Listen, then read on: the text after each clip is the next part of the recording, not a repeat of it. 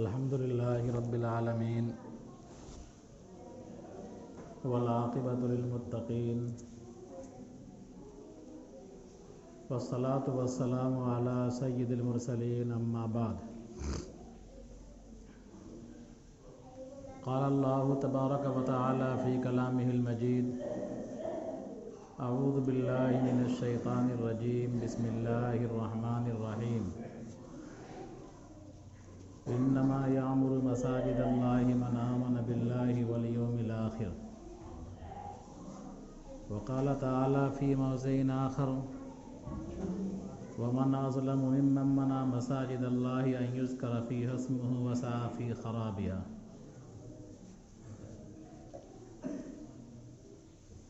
وقال الله تعالى أيضا وقضينا إلى بني إسرائيل في الكتاب لتفسدن في الأرض مرتين ولتعلن علوا كبيرا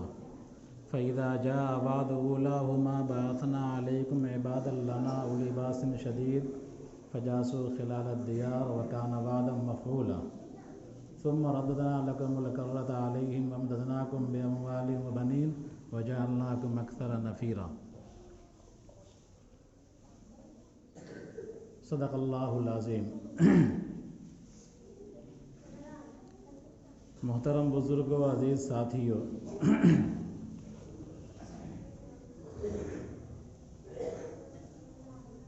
ہمارے اور آپ کی عبادت کی جو جگہیں ہیں جہاں ہم اور آپ سجدہ ریز ہوتے ہیں، اپنے ایک خالق اور ایک مالک کو پکارتے ہیں،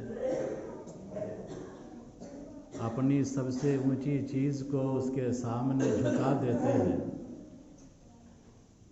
اسے مسجد کہا جاتا ہے۔ مسجد کی تاریخ بڑی قدیم ہے۔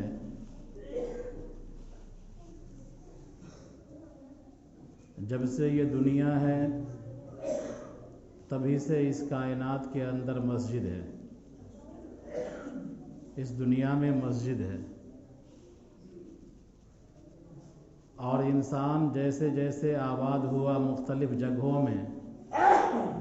ویسے ویسے اس نے اپنی عبادت کے لیے مخصوص جگہیں بنائی، جن کو ہر دور میں مسجد ہی کہا جاتا تھا۔ آپ جانتے ہیں، بتایا گیا کئی مرتبہ کہ روئے زمین پر سب سے پہلا گھر جو بنایا گیا وہ اللہ کی مسجد تھی، جس کو خانہ کعبہ کہا جاتا ہے۔ قرآن کریم میں ہے ان اول بیت وضع للناس للذی ببکۃ مبارکہ، کہ سب سے پہلا گھر جو لوگوں کے لیے بنایا گیا، لوگوں کی عبادت کے لیے بنایا گیا، وہ خانہ کعبہ ہے جو مکہ مکرمہ میں ہے۔ اللہ نے اس کو برکتوں سے مالا مال کیا ہے۔ خانہ کعبہ کی تعمیر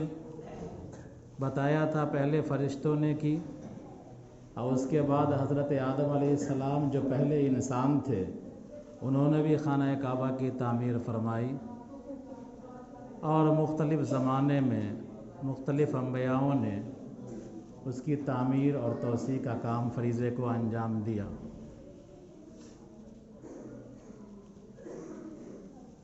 خانہ کعبہ کے بعد جو عظیم مسجد ہے مسجد اقصیٰ ہے،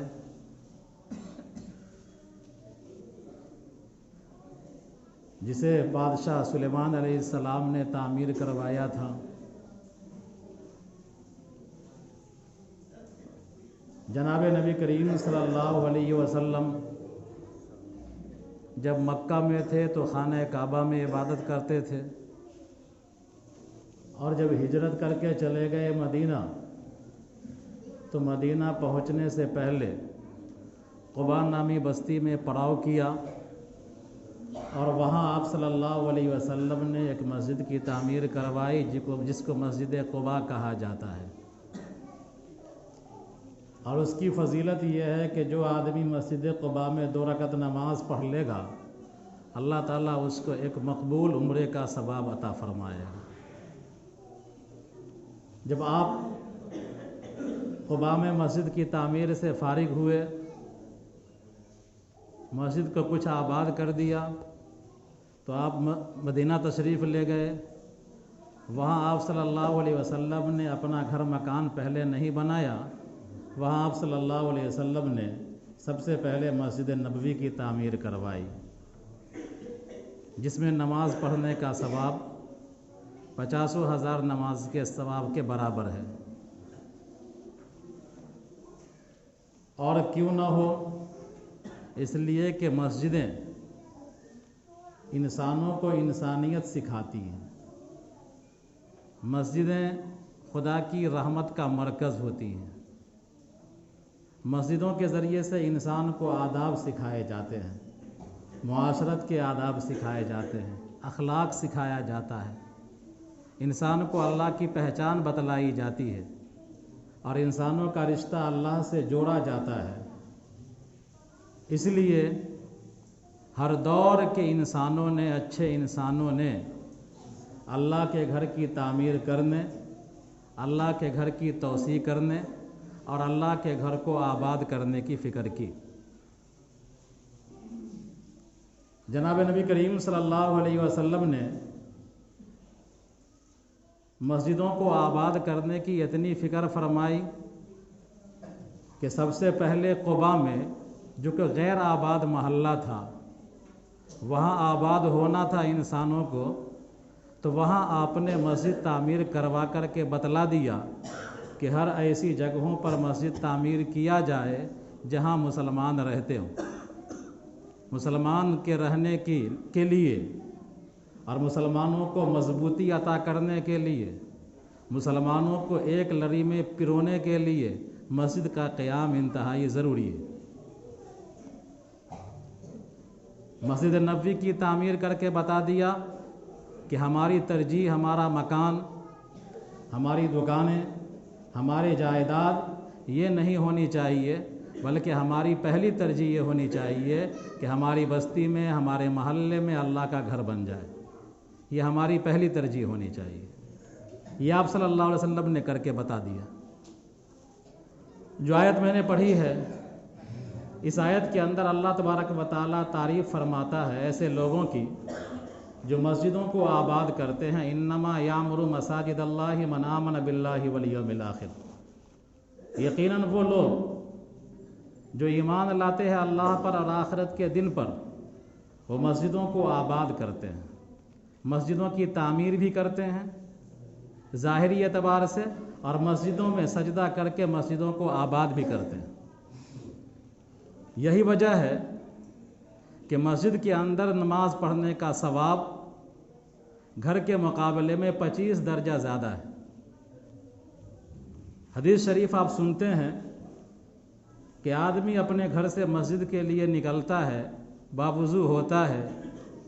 جب وہ قدم بڑھا رہا ہوتا ہے تو ہر قدم اٹھانے کے بدلے ایک نیکی ملتی ہے، ایک گناہ مٹا دیا جاتا ہے، اور جنت میں ایک درجہ بلند ہوتا ہے۔ یہ کتنا بڑا ثواب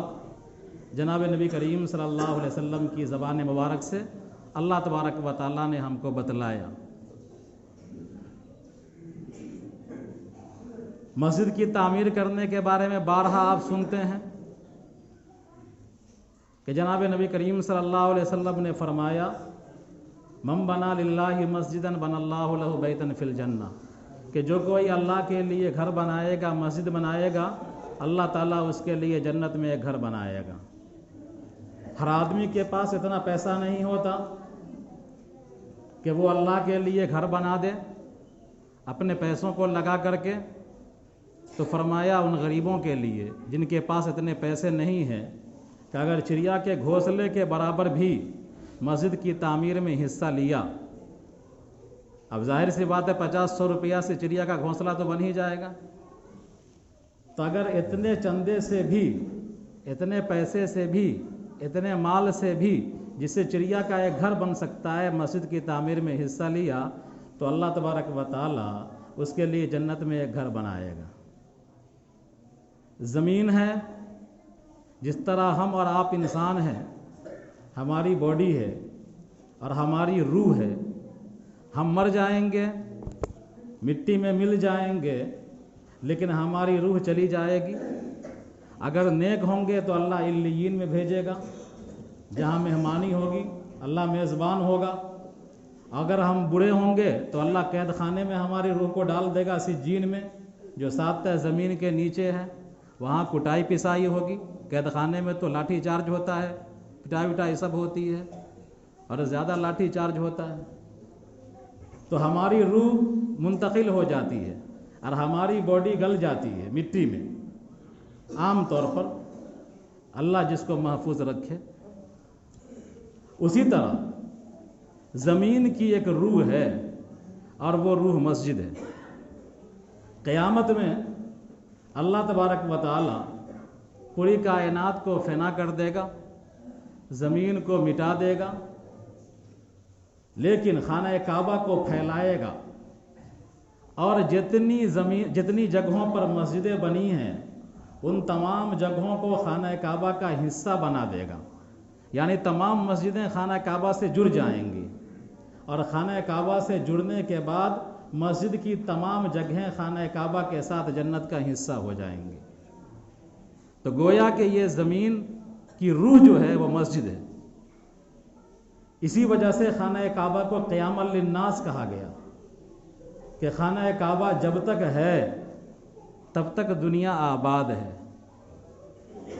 علامت قیامت میں سے ہے کہ جس دن چھوٹی پنڈلی والی ایک قوم اور اس کی ناک چپٹی ہوگی، وہ قوم اٹھے گی، خروج کرے گی، بڑا لشکر ہوگا اس کے ساتھ، اور وہ خانہ کعبہ کو منہدم کر دے گی، تو اللہ تبارک و تعالیٰ اس زمین کو بھی ختم کر دے گا۔ بہرحال تو بتلانا یہ ہے کہ تمام مسجدیں ایک طرح سے زمین کی روح ہیں۔ اسی وجہ سے جناب نبی کریم صلی اللہ علیہ وسلم نے فرمایا کہ تم جس کو دیکھو کہ وہ مسجد کی فکر کرتا ہے، مسجد کو آباد کرنے کی سوچتا ہے، اور وہ یہ چاہتا ہے، اس فکر میں رہتا ہے کہ مسجد کیسے آباد ہو جائے، کیسے جماعت کے افراد بڑھ جائیں، کیسے نمازیوں کی تعداد زیادہ ہو جائے، تو فرمایا جناب نبی کریم صلی اللہ علیہ وسلم نے کہ اس کے لیے ایمان کی گواہی دو کہ یہ مومن ہے۔ یعنی ایک مومن کو پہچاننے کی علامت مسجد سے تعلق کو قرار دیا۔ مسجد کو آباد کرنے کی زیادہ فکر امام کرتا ہے، مؤذن کرتا ہے۔ اس کی فضیلت جناب نبی کریم صلی اللہ علیہ وسلم نے بتلا دیا کہ 3 طرح کے افراد ایسے ہوں گے جو مشک کے ٹیلوں پر ہوں گے۔ ایک وہ آدمی جو اللہ کے حق کو بھی ادا کرتا ہے، اور غلام ہے تو اپنے مالک کے حق کو بھی ادا کرتا ہے، وہ بھی مشک کے ٹیلے پر ہوگا۔ اور ایک وہ مؤذن جو سردی گرمی دھوپ برسات کی پرواہ کیے بغیر اللہ تبارک و تعالیٰ کی طرف سے جو ندا لگائی جاتی ہے، 5 وقت میں آسمان سے ندا لگائی جاتی ہے، مؤذن اس آواز کو پہنچاتا ہے آپ تک۔ ندا آسمان سے ہوتی ہے کہ بندو نماز کا وقت ہو گیا ہے، نماز کے لیے متوجہ ہو جاؤ۔ مؤذن اس کو الفاظ کا جامہ پہناتا ہے یہ ندائے غیبی ہے، الفاظ مؤذن کے ہیں۔ تو فرمایا کہ وہ مشک کے ٹیلے پر ہوگا۔ جو امام ہے فکر کرتا ہے کہ مسجد کیسے آباد ہو، اس کے بارے میں یہ فرمایا کہ وہ مشک کے ٹیلے پر ہوگا۔ لیکن اس کے برخلاف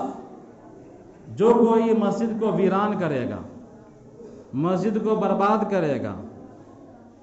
ایسے حالات پیدا کرے گا کہ مسجد کے اندر انتشار ہو جائے، ایسے حالات پیدا کرے گا کہ مسجد شہید کر دی جائے، ایسے حالات پیدا کرے گا کہ مسجدوں کے زمین پر قبضہ کر لیا جائے، تو فرمایا وَمَنْ أَظْلَمُ مِمَّن مَنَعَ مَسَاجِدَ اللَّهِ أَن يُذْكَرَ فِيهَا اسْمُهُ وَسَعَىٰ فِي خَرَابِهَا أُولَٰئِكَ مَا كَانَ لَهُمْ أَن يَدْخُلُوهَا إِلَّا خَائِفِينَ کہ دنیا کا بدترین ظالم وہ ہے، اللہ نے کہا ہے، اور اللہ جس کو بدترین ظالم کہہ دے اس کو ہماری اور آپ کی کیا مجال ہے کسی انسان کی کہ بچا دے اس کو اللہ کے پکڑ سے، اللہ کے عذاب سے۔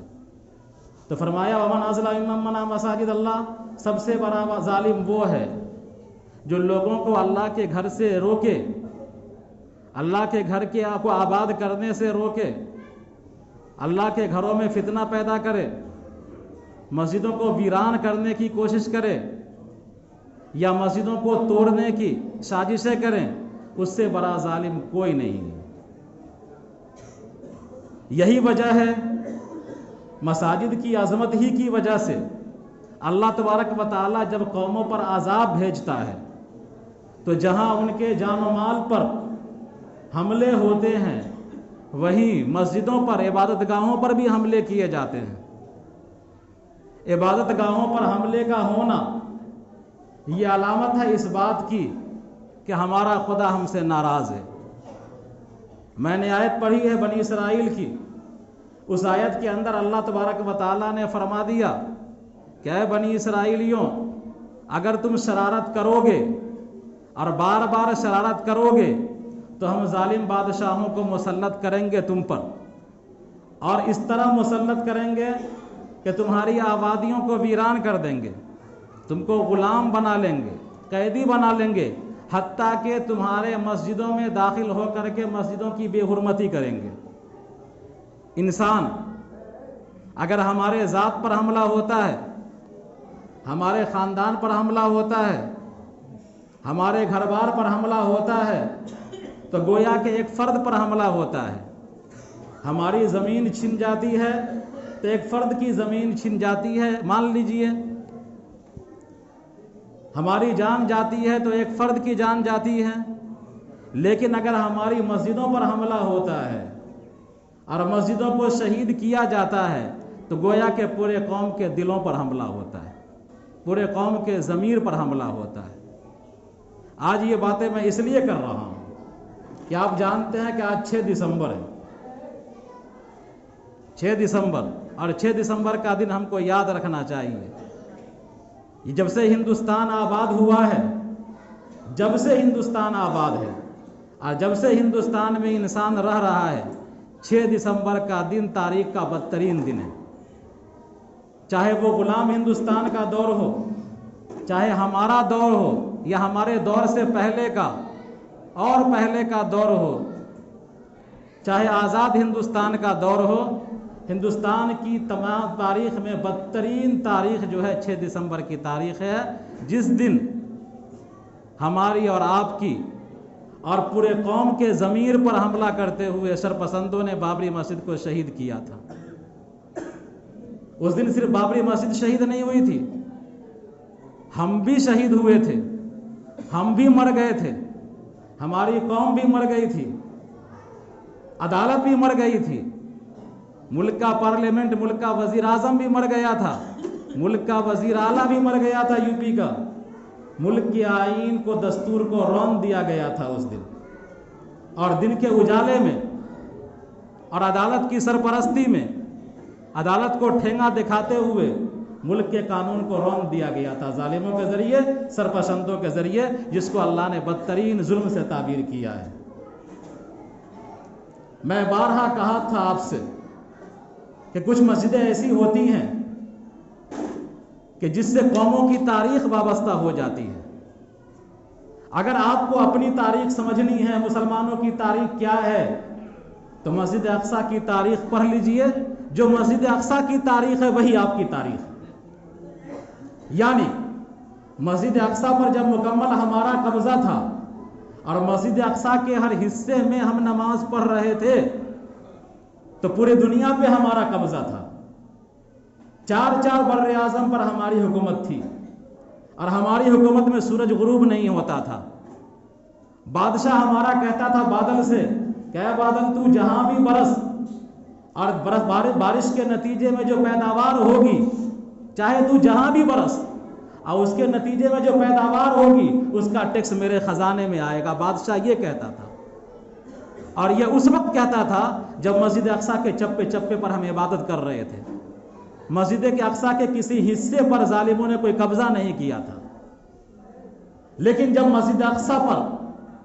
غاصبوں نے، درندوں نے، صہیونیوں نے، صلیبیوں نے قبضہ کیا، تو جو قبضے کی تاریخ ہے پہلی مرتبہ جو عیسائیوں نے قبضہ کیا تھا 60-70 سال تاریخ، وہ ہمارے آپسی انتشار کی تاریخ ہے۔ پھر اس کے بعد صلاح الدین ایوبی کا دور آیا، دوبارہ مسجد اقصیٰ کو قبضہ کیا گیا اور مسجد اقصیٰ آباد ہوئی، پھر ہم آباد ہوئے، اور آج مسجد اقصیٰ کی جو پوزیشن ہے وہی پوزیشن ہماری قوم کی ہے۔ اگر یہودی جب چاہتا ہے مسجد اقصیٰ میں گھس جاتا ہے اور اس کی بے حرمتی کرتا ہے۔ مسجد اقصیٰ کے صرف ایک حصے پہ ہم کو عبادت کرنے کی اجازت ہے، باقی تمام حصوں کو کلیسا اور گرجا بنا دیا گیا ہے، اور صرف ایک مخصوص حصہ جو ہے اس میں بھی گولیاں چل جاتی ہیں، اس میں بھی نمازی محفوظ نہیں رہتے ہیں، ماں اور بہنیں محفوظ نہیں رہتی ہیں۔ تو گویا کہ مسجد اقصیٰ کے پورے مسجد اقصیٰ کے ایک حصے پر ہمارا قبضہ ہے، اور اس میں بھی مکمل قبضہ نہیں ہے۔ ہم ان کے رحم و کرم پر نماز پڑھ رہے ہیں، وہ جب چاہتے ہیں بیریکیڈ لگا کر کے نمازیوں کو روک دیتے ہیں، جب چاہتے ہیں گولیاں چلا دیتے ہیں۔ یہی حال پوری قوم کا ہے کہ جب بھی درندے چاہتے ہیں ہمارے کسی ملک پر حملہ کر دیتے ہیں، کبھی عراق کو برباد کر دیتے ہیں، کبھی افغانستان کو برباد کر دیتے ہیں، کبھی لیبیا کو برباد کر دیتے ہیں۔ تو جو مسجد اقصیٰ کی تاریخ ہے وہی تاریخ ہماری ہے۔ اسی طرح ہندوستان میں جو بابری مسجد کی تاریخ ہے وہی تاریخ ہماری ہے۔ جب بابری مسجد آباد تھی، وہاں سجدے ہو رہے تھے تو ہم بھی آباد تھے، اور جب بابری مسجد میں مورتیاں رکھ دی گئی تو ہمارے ضمیر پر ہی مورتیاں پڑ گئی، اور جب بابری مسجد کو لاک کر دیا گیا 1949 میں سیل کر دیا گیا، اور پنڈت نہرو کی ہدایت کے باوجود بھی مجسٹریٹ نے اس مورتی کو ہٹایا نہیں، وزیر اعظم کے آدیش کو ڈی ایم نے ٹھینگا دکھلا دیا اور اس مورتی کو ہٹایا نہیں، مسجدیں سیل کر دی گئیں، پجاری کو تعینات کر دیا گیا، تو گویا کہ ہمارے دلوں پر بھی پہرے لگ گئے، ہمارے کانوں پر پہرے لگ گئے، ہمارے دماغ پر بھی پہرے لگ گئے۔ پھر بھی اگر مسجد کھڑی تھی تو ہم بھی کھڑے تھے، مجموعی اعتبار سے گرچہ لڑکھڑا رہے تھے لیکن ہم کھڑے تھے۔ مسجد گر گئی تو ہم بھی گرا دیے گئے، اور آج مسجد کی زمین چھین کر کے مندر بنا دیا گیا ہے، تو آپ دیکھیے کتنی مسجدوں پر حملے ہو رہے ہیں، کتنے درگاہوں پر حملے ہو رہے ہیں۔ فسادہ کا لا متناہی سلسلہ شروع ہونے والا ہے۔ بہرحال کچھ مسجدیں ایسی ہوتی ہیں، میں نے کہا کہ جس سے قوموں کی تاریخ وابستہ ہوتی ہے۔ الغرض پورا لب لباب اور خلاصہ یہی ہے کہ وقت رہتے ہوئے اپنے مسجدوں کو آباد کریں۔ آپ خدا کے گھر کو آباد کریں گے، اللہ آپ کو آباد کرے گا۔ نمازوں کی فکر کریں، مسجدوں کے اندر زیادہ سے زیادہ وقت گزاریں، جتنا وقت دیں گے یہ آپ کے ایمان کی علامت ہے، ایمان کی پہچان ہے، تو اللہ تبارک و تعالیٰ آپ پر اتنا دیر نظر کرم کرتا رہے گا، اللہ کی رحمت اتنے دیر متوجہ ہوتی رہے گی۔ مسجد کے جو کاغذات ہیں اس کو ہم درست کر کے رکھیں، کسی اعتبار سے کوئی دقت نہ ہو، آئندہ پریشانی، کل کو ہمارے لوگ تانا دینے لگے، جیسے آج ہم کہتے ہیں کہ اس زمانے میں جب کہ مولانا آزاد جیسے وزیر تھے اور پنڈت نہرو جیسا سیکولر آدمی تھا اور وہ ایک مورتی نہیں ہٹوا سکے، تو ہم لوگ تو کتنے کمزور ہیں۔ تو کل کو ہماری نسلیں یہ بھی نہ کہہ سکے کہ ہمارے باپ دادا نے ٹھیک سے سروے نہیں کرایا اور مسجد کی زمین کے کاغذات درست نہیں کیے، مسجدوں کو آباد نہیں کیا، آج مسجدیں چھینی جا رہی ہیں ہم سے۔ اللہ تبارک و تعالیٰ اس برے دن کے دیکھنے سے ہم کو اور ہماری نسلوں کو محفوظ رکھے۔ ربنا تقبل منا انک انت السمیع العلیم وتب علینا انک انت التواب